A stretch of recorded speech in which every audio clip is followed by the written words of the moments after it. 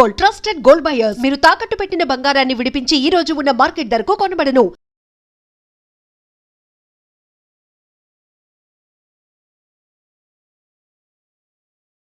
Ladies and gentlemen, welcome to iDream media. నేను Priyadarshan. So next week ఒక పెద్ద war జరగబోతుంది. అది ఒక పక్కేమో మన ఇండియన్ ఏజెంట్స్, రా ఏజెంట్స్ ఉన్నారు, ఇంకో పక్కేమో కూలీ అని చెప్పి మాస్ యాంగిల్లో మన రజనీకాంత్ గారు వస్తున్నారు అనమాట. సో ఈ కూలీ వర్సెస్ వార్ 2 ఎలా ఉండబోతుంది? చాలామంది ఏమంటున్నారంటే సౌత్లో మొత్తం హవా కూలీది ఉంటుంది, నార్త్లో మొత్తం హవా వార్ 2 ఉంటుంది అని అంటున్నారు. బట్ ఏం మాట్లాడుతున్నాయి అసలు? నెంబర్స్ ఎలా ఉండబోతున్నాయి, స్టాటిస్టిక్స్ ఎలా ఉండబోతున్నాయి, ఆడియన్స్ అభిప్రాయం, ఆడియన్స్ లవ్ దేని మీద ఎక్కువ ఉండబోతుంది, ఆడియన్స్ అభిప్రాయం ఎలా ఉండబోతుంది అనే విషయాలు మాట్లాడుకుందాం. మనతో పాటు ఫిల్మ్ అనలిస్ట్ శ్రీనివాస్ గారు ఉన్నారు, మాట్లాడేద్దాం. హాయ్ సార్, ఎలా ఉన్నారు? హలో అండి, ఫైన్. బాగున్నారా? సో ఫస్ట్ ఆఫ్ ఆల్ కూలీ వార్ 2 రెండిట్లో మిమ్మల్ని బాగా ఎగ్జైట్ చేసింది ఏంటంటే వీక్లీ కూడా మారుతూ ఉంది, ఒక దాని నుంచి ఒక మారుతున్నట్టు అనిపిస్తుంది. బికాజ్ మో నికా అనే సాంగ్ వచ్చినప్పుడు కూలీ మీద మనం కొంచెం టువర్డ్స్ కూలీ టర్న్ అయ్యాం. ఈ లోపు నిన్న వార్ 2లో ఈ సాంగ్ వచ్చింది, దునియా మొత్తం సలాం అనాలి అని చెప్పి. సో ఏమనిపిస్తుంది మీకు? ఈ పారామీటర్స్ ఎలా ఉండబోతున్నాయి? రెండు సక్సెస్ అవ్వబోతున్నాయి. అయితే డీప్ ప్రాక్టికల్గా మాట్లాడితే నన్ను తిట్టుకోవద్దు, ఉన్న ప్రాక్టికాలిటీ చెప్తున్నా నేను. వార్ 2 హిందీ సినిమాగా పెద్ద హిట్ అవుతుంది, కూలీ తెలుగు సినిమాగా పెద్ద హిట్ అవుతుంది. రెండు దేనికదే హిట్ అవుతాయి, కానీ ఆ వార్ 2కి మోర్ రిసెప్షన్ హిందీలో ఉండబోతుంది. అండ్ మన ఎన్టీఆర్ అక్కడ రాజ్యం వెళ్ళడము, అక్కడ ఈక్వల్ టు హృతిక్ రోషన్ ఆదరణ పొందడం అంటే మామూలు విషయం కాదు. It's a great thing. అంటే హృతిక్ రోషన్తో పాటు ఫ్రేమ్లో ఉండి తనని మనం చూస్తున్నామంటేనే ఆ స్క్రీన్ ప్రెజెన్స్, ఇట్లా మ్యాగ్నెటిక్ స్క్రీన్ ప్రెజెన్స్. అది జనరల్గా హృతిక్ రోషన్ స్క్రీన్ మీద ఉన్నప్పుడు ఇంకోళ్ళని చూడబుద్ధి కాదు, హీరోయిన్ ఉన్నా కూడా. హృతిక్ రోషన్ డాన్సే చూడాలనిపిస్తుంది, తన వాకే చూడాలనిపిస్తుంది, అంత అట్రాక్ట్ చేస్తాడు తను.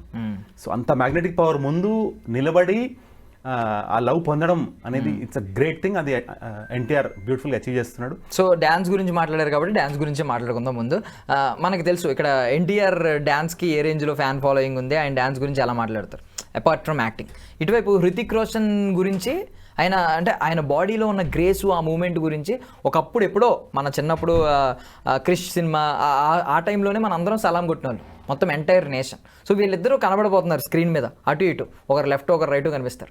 ఏం చేస్తాయి? మనకి రెండు కళ్ళు ఉన్నాయి, రెండు మీద చూడలేవు, రెండు మీద ఫోకస్ చేయలేవు. ఏం జరగబోతుంది అంటారు అలాంటి టైంలో? ఈ సాంగ్ కోసమే ఖచ్చితంగా రిపీట్ వాచింగ్ ఉండబోతుంది. వీళ్ళు ఏం చేశారంటే చిన్న గ్లిమ్స్ వదిలి మిగతా సాంగ్ అంతా సినిమాలో చూడండి అని దాని మీద టెక్స్ట్ పెట్టేశారు. ఇంకా ఆడియన్స్ క్యూరియాసిటీ లెవెల్ నెక్స్ట్ లెవెల్కి వెళ్ళిపోయింది.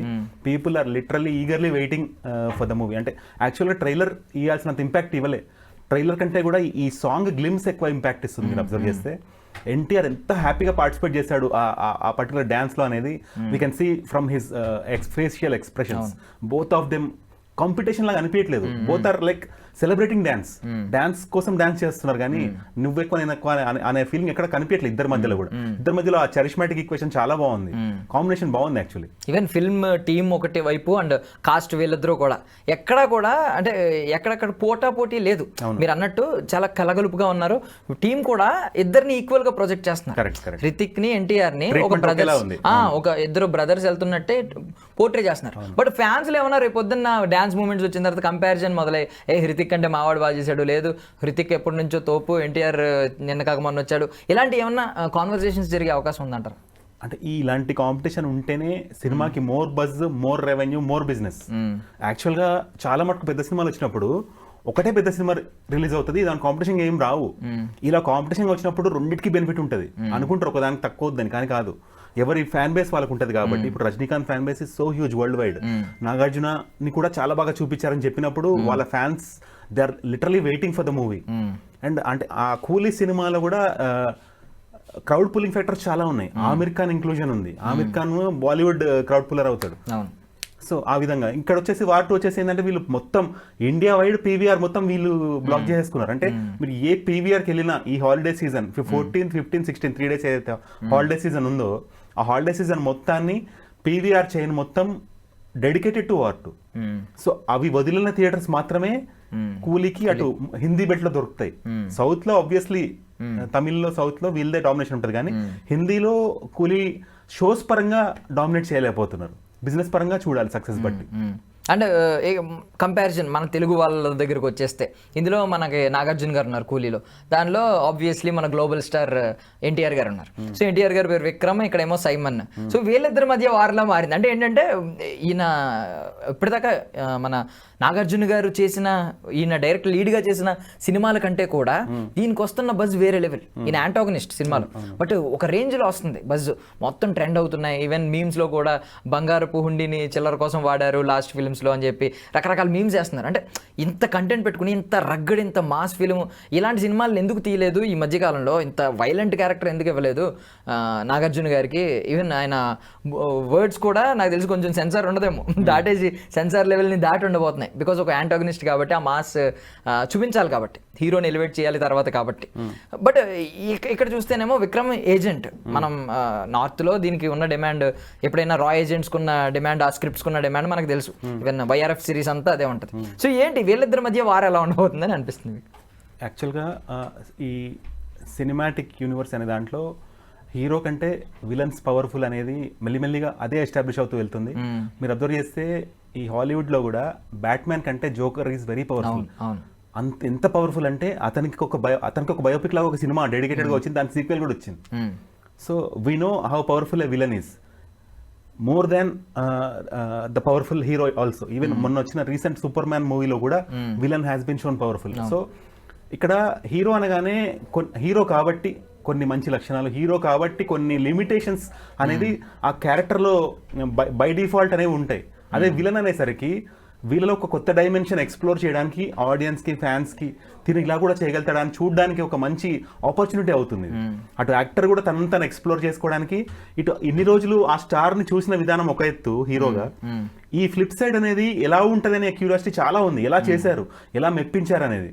సో ఎంత టగ్ ఆఫ్ వార్ ఇస్తున్నారు హీరోకి, హీరోని ఎంత హింస పెడితే ఇక్కడ అంటే నా డౌట్ ఏంటంటే, జనరల్గా people usually whistle for heroes in the movie.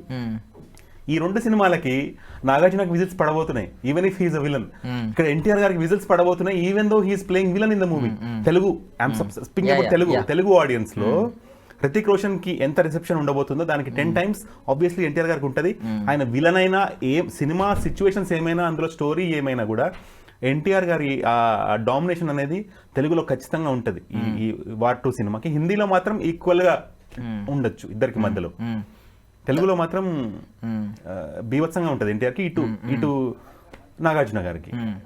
Okay, so మొత్తం మీద మీకు ఏమనిపిస్తుంది అంటే, కొంచెం మనం ఆలోచిస్తూ ఉంటాం, ప్రెడిక్ట్ చేస్తూ ఉంటాం కదా, ఎలాంటి వాతావరణం కనిపించబోతుంది అంటే? రెండు వైపులా పాజిటివ్ వాతావరణమే కనిపిస్తుంది, కలెక్షన్ల సునామీయే కనిపిస్తుంది అనిపిస్తుందా? అంటే ఇది direct pan India movie, Hindi language release అవుతుంది కాబట్టి హిందీ పబ్లిక్ బై డిఫాల్ట్ ఎక్కువ, నెంబర్ ఆఫ్ పాపులేషన్ క్యాల్కులేట్ చేస్తే హిందీ పాపులేషన్ ఎక్కువ, దానికి ఎక్కువ రిలీజ్ దొరికింది.